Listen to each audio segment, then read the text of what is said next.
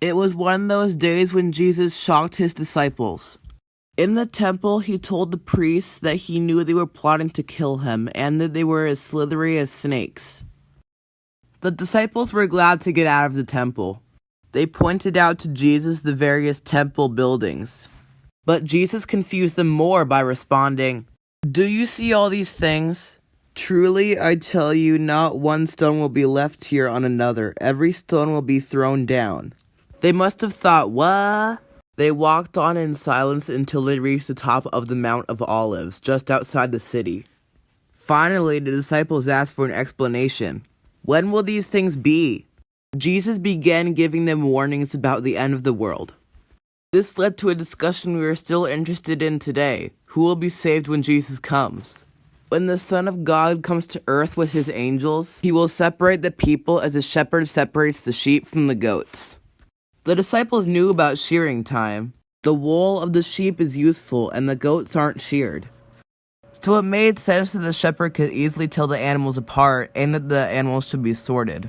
Jesus was illustrating that it is as easy for him to see our hearts as it is for us to tell the difference between sheep and goats.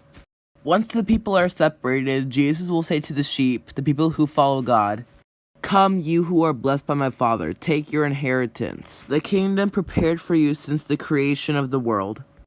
These are the people who care about others because Jesus has been kind and caring to them. They see everyone as valuable in God's sight. When they see someone thirsty, they will give that person water.